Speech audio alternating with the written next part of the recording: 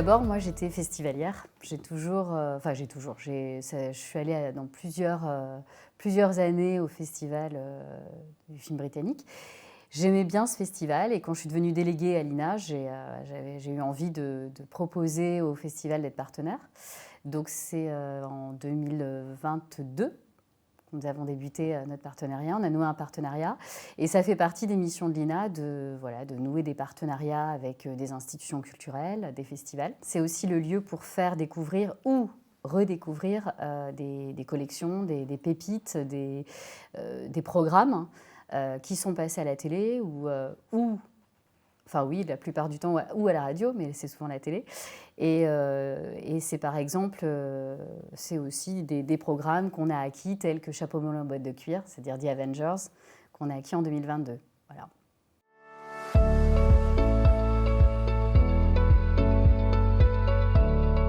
Alors j'ai envie de dire d'abord la proximité, parce que la délégation INA Loire-Bretagne, elle est en Bretagne, elle est positionnée à Rennes, et Dinard, naturellement, l'INA est sur tous les territoires, donc je dirais que c'est pour nous une façon d'être proche des Bretons et du public. Et Dinard, le festival, c'est un moyen de s'adresser au grand public et aux amoureux du cinéma anglais. Donc voilà, autre point commun, transmission, parce que l'INA, d'abord c'est un diffuseur de collections, donc c'est un peu pareil, pour moi le festival c'est un diffuseur de films, de documentaires, anglais, et là nous c'est pas anglais mais on a quand même ce point commun.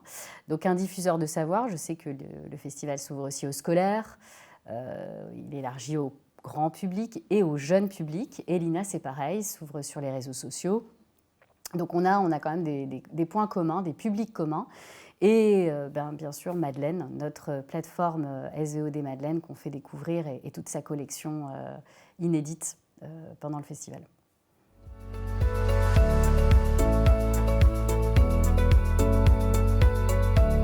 Elle est riche, l'actualité. Toujours par rapport à nos publics. D'abord, c'est le lancement des podcasts INA, donc sur la plateforme ina.fr, mais aussi sur plusieurs plateformes d'écoute, comme Apple TV, comme Spotify, comme Radio France, l'application Radio France, et bien d'autres. Sur les faits divers, sur des grandes personnalités, des grands entretiens. Ça, c'est une des actualités. Actualité, c'est aussi, je vous disais, il n'y a pas longtemps, l'enrichissement de la plateforme Madeleine en décembre 2022 par le programme The Avengers, Chapeau melon en boîte de cuir.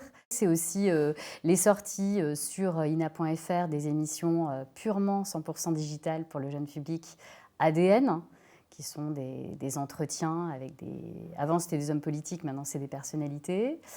Ou bien qu'êtes-vous devenu, qu'est-il devenu, je crois que c'est ça, qu'est-il devenu le programme. Voilà, donc c'est un peu on va dire l'enrichissement des réseaux, de l'ensemble des canaux de diffusion des réseaux sociaux, d'ina.fr, de Madeleine. Voilà, c'est un peu les grandes actualités. On peut dire en 2022, on avait 1,3 milliard de vues sur les réseaux, donc voilà, c'est l'actualité de l'INA.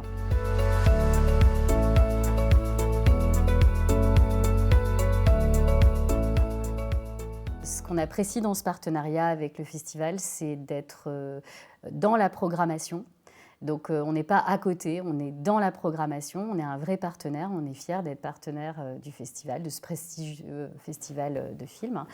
Et donc on a contribué au programme dans une salle de cinéma.